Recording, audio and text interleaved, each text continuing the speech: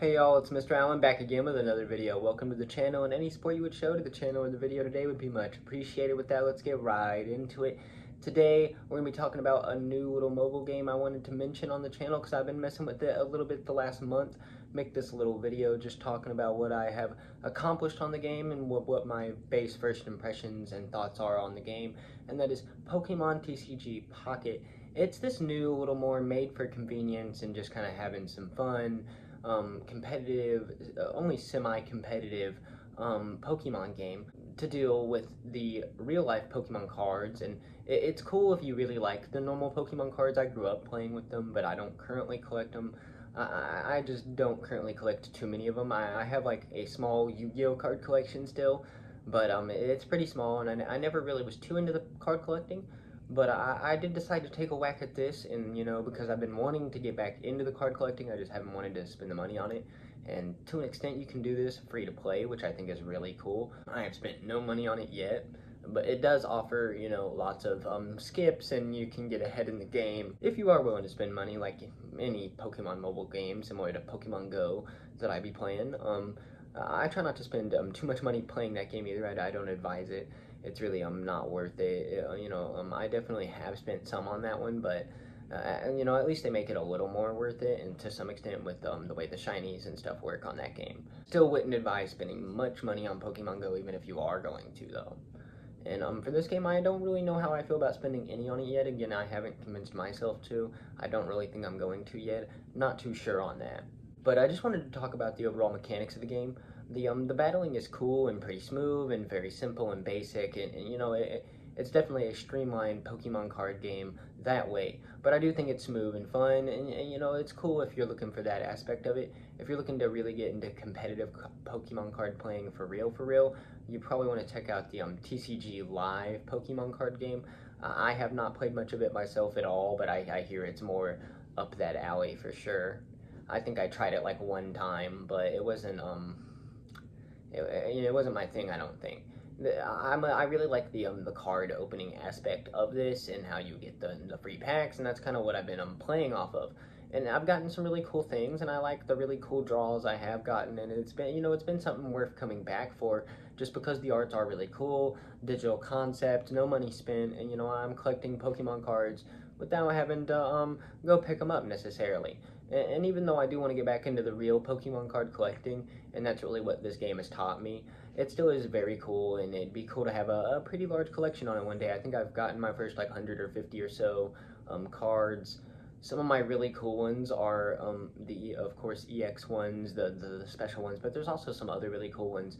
I know I have the Zapdos, the Mewtwo, the Pikachu. I have a few other random ones that I'll show on screen here. I know I have a Slowpoke one, I have some Eevee ones here, there's some other really cool ones I'll showcase here, and another Pikachu, the kind of more derpy Pikachu. I really love this one, and we have quite a few really cool ones to showcase there. I think we got Articuno as well. We have another kind of less rare, but still just as equally cool art-wise and stuff, Mewtwo. Definitely a different vibe, but still very cool. So 2 Mewtwo's already in the first like 150, 200 cards. That's super cool. It definitely plays it semi-fair, and if you play enough, you're gonna get something. There's also this super cool system in the game where you can like see other people's top picks. I don't know how they pick the picks that they decide to place for you, but basically you get to pick one of the cards, and it's like a little mini game, and you get to keep that card you pick, and sometimes you get something really cool out of it. I've gotten a few decent cards out of it, and I can't recall exactly which ones I got from that method. I don't know if there's a way to look up which ones you did. Overall, I think that part's really cool. There's also an in-depth system where you can like change the pictures of the cards, and there's different versions of the cards and stuff like that, but you have to get multiple doubles in order to do that kind of stuff, and I've only done it once or twice. I think the first time I did it was with this Giovanni card here, because you can get like player cards and stuff too. And overall, I don't know too much about that system yet, but I do think it's cool to have something for the real grinders to kind of grind out. I don't think that system is too much for me. Maybe here and there. I'd give the game like a decent little 6 to 7 out of 10 as a casual Pokemon card lover. If you really like Pokemon cards, I think you'll feel a lot better about this. You'll really like this for sure. For me, it's just I'm still just trying to get back into it, and I definitely only have so much reason to play it. I kind of have to like convince myself that the time is worth it, and to an extent, at least I wouldn't be making this video if I didn't think it was. So it's a pretty cool little game. I would definitely suggest checking it out if you're a Pokemon fan, or if you have been into Pokemon cards, obviously. But if you are like me and trying to get back into it to some extent, maybe you don't want to overdo it or nothing, but you want to get back into it to some extent. Maybe this is a good way to thrust you towards that, because I will say, it does create the urge to go and actually try to buy the Pokemon cards and get the physical ones and stuff. And maybe one day on the channel we'll see a video of me doing actual physical Pokemon card, or other card related stuff, because again, I used to really like the Yu-Gi-Oh cards and stuff as well. Heck, I even went through like a little Magic the Gathering phase. I just little games like that I used to love. Yu-Gi-Oh definitely was the one I put the most time into actually playing, and I was pretty young when I actually played the Pokemon card game. I remember everyone basically played it in like elementary school.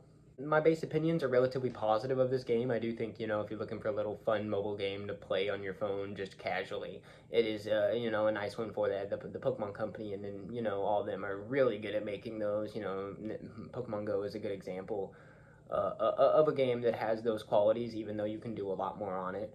And with this, if you want to spend more time on it, do more on it. There's obviously other things.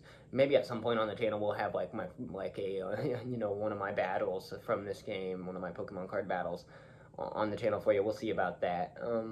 But yeah, with that, that'll be all this video. Really, all I really wanted to talk about in this video. And y'all have a great day.